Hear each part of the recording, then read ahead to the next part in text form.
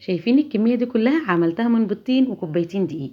اظن مفيش مقادير اقتصاديه بالطريقه دي. بجد والله يا بنات مقادير موجوده في كل مطبخ. هتعملي احلى كب كيك لاولادك. حيره كل يوم بقى هنعمل ايه سندوتشات، هتاخدوا ايه سندوتشات معاكم بكره، فلازم تغيري وتجددي لهم عشان الاولاد ما يزهقوش. زي ما انتم شايفين معايا كده عملته بمقادير اقتصاديه وجميله جدا.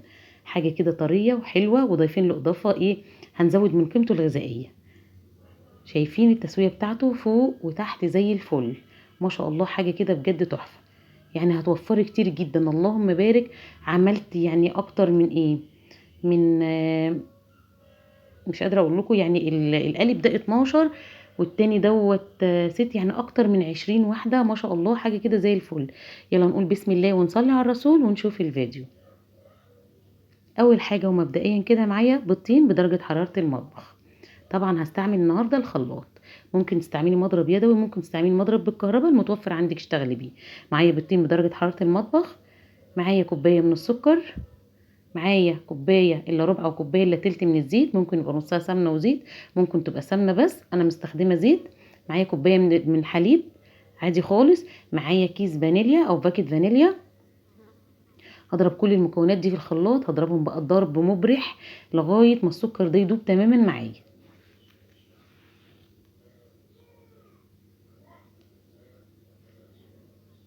بس كده. معايا بقى في طبق او بوله كوبايتين من الدقيق او الطحين زي ما بتسموه عندكم. طبعا دقيق الكيك يا جماعه بيبقى منخول، يفضل يبقى منخول مره واتنين يديكي نتيجه هايله. معايا بقى كيس كيك شيف او بيكنج بودر المتوفر عندك برضو اشتغلي بيه. ورشه ملح صغيره كده تعادل معايا السكر. خلاص هقلب بقى كل المواد الجافه دي كويس مع بعض. وبعد كده هنضيف الاضافه اللي انا قلت لكم عليها اللي انا هزود بيها القيمه الغذائيه بتاع الكب كيك بتاع النهارده. معايا بقى ايه فواكه مجففه كده، دي بتبقى بتتباع عند العطار او في محل مستلزمات الحلويات. هي المفروض يبقى فيها لون اخضر بس هي احمر واصفر ليه مش فاهمه. تمام الموجود بقى.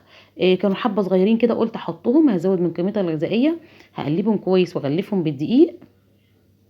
وهنزل بقى بالخليط السائل عليهم. خلاص كده المقادير معايا مظبوطه مليون المية. بالمضرب بقى او بايديكي اي حاجه اشتغلي زي ما كانوا اهالينا بيشتغلوا زمان بايديهم يا جماعه.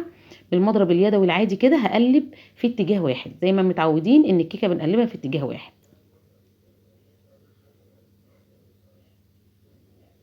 بس كده بصوا ما شاء الله مقادير فوق الممتاز.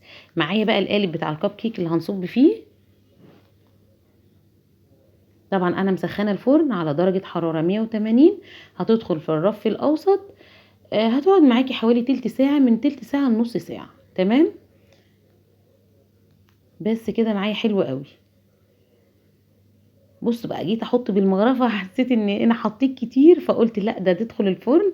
وعقبال ما تدخل الفرن طبعا هيتضاعف حجمها فمش هينفع. رحت حطيتها تاني قلبتها تاني واستغنيت عن الورقه. مفيش اي مشكله خالص هحط واحده بدلها.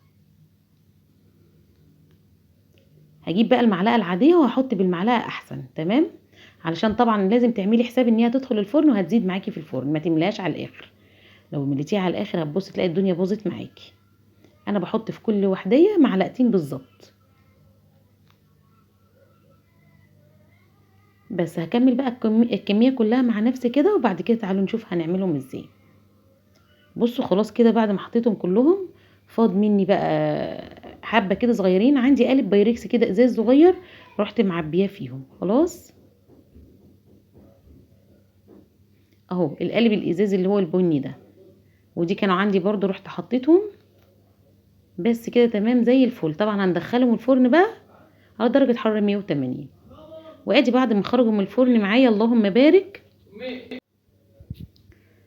بصوا بقى قد ايه هدخله برده معاهم فرن بعد ما خرج من الفرن. شايفين التسويه فوق وتحت اللهم بارك. بصوا الارضيه بتاعته زي وشه بالظبط. ده القالب اللي انا قلت لكم عليه حطيته، ده القالب بايركس بيدخل الفرن عادي خالص. ما شاء الله. تعالوا بقى نفتح واحده كده ونشوفها. بجد حلو جدا يا بنات جربوه. مقاديره اقتصاديه جدا مش مكلف خالص. وتغيير بقى لاولادك طبعا كل يوم بيزهقوا من الفين والجبن والكلام ده كله. فيوم ما ياخدوا ده معاهم واحده عصير معاهم تبقى وجبه حلوه جدا جدا. ده كان الفيديو بتاعنا النهارده. يا رب الفيديو يعجبكم وينور رضاكم واكون ضيفه خفيفه على قلوبكم. بحبكم في الله يا احلى اخوات في الدنيا.